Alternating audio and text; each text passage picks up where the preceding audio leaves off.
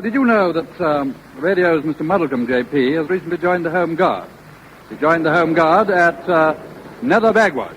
Here he is, Robb Wilton.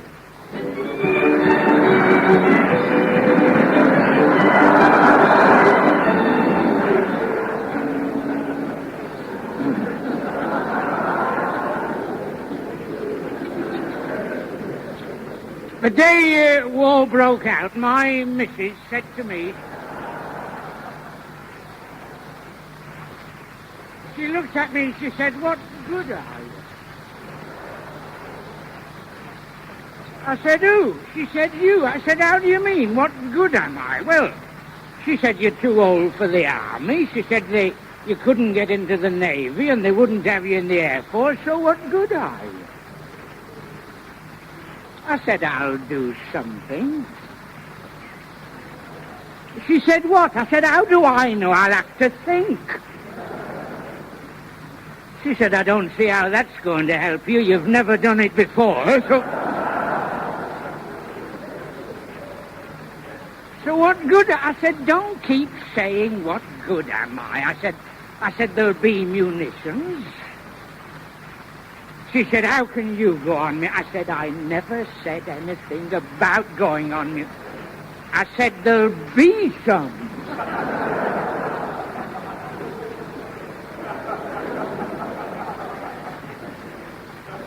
Oh, she said, "All the young fellas will be getting called up and you'll have to go back to work."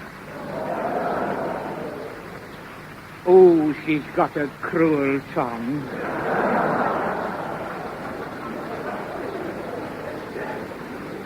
Anyhow, I haven't had to go back to work. I'm a lamplighter.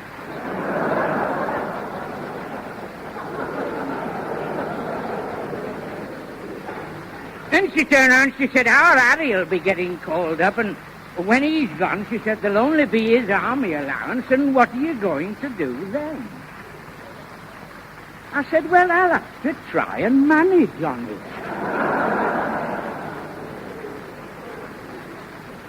She said, "You left it." She said, "What about me?" I said, "Well, there'll be my insurance." She said, "I can't get that till you're dead." I said, "Well, you'll have to wait."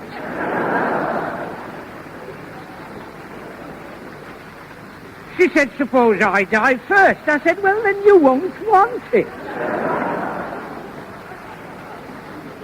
You can't reason with her. She's no brains at all. I mean, you don't... Anyhow, I got fed up, so I went down to the local, and there was a fella there as tight as... Oh, he wasn't as... There was another fella just to the same... No, and they were... One of them was filling in a form. And he said to the other fella, he said, "Harry," he said, "what's the name of this street outside the pub, this street just outside?" So the other fella says, "The name of what?" He said, "The name of this street outside the pub, this street here, outside." The other fella said, "Oh, I don't know. I've never been outside the pub."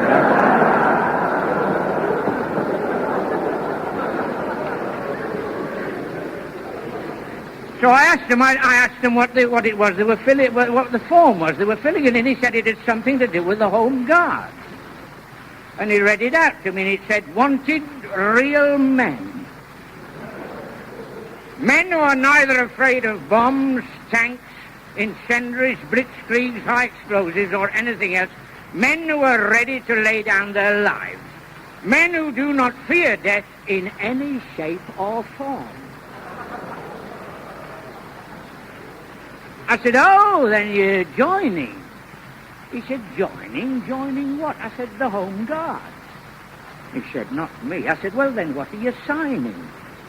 He said, "I'm not signing it. I'm dropping them a line to tell them I'm not going for one." But the first day I got my uniform, of course I was very proud of it, and I went home and I put it on, and the missus looked at me and she said, "What are you supposed to be?"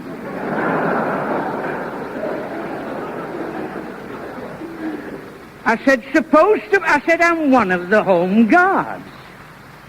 She said, "One of the Home Guards?" She said, "What are the others like?"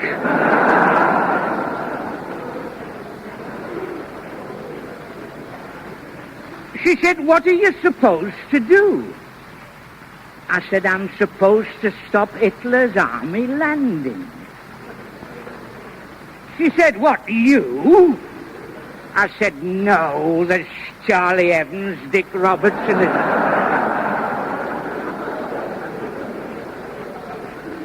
I said, there's 7 or 8 of us all together.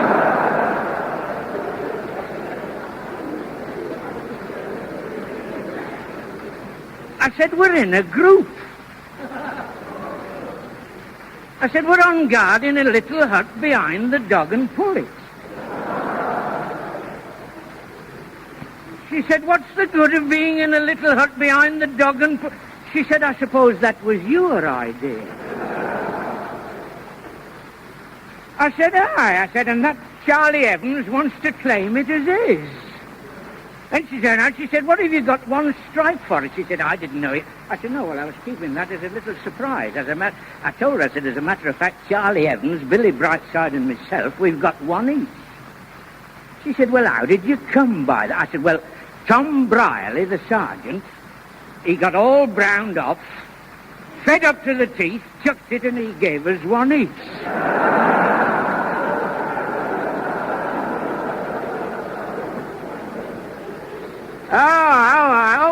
We've all joined for the duration.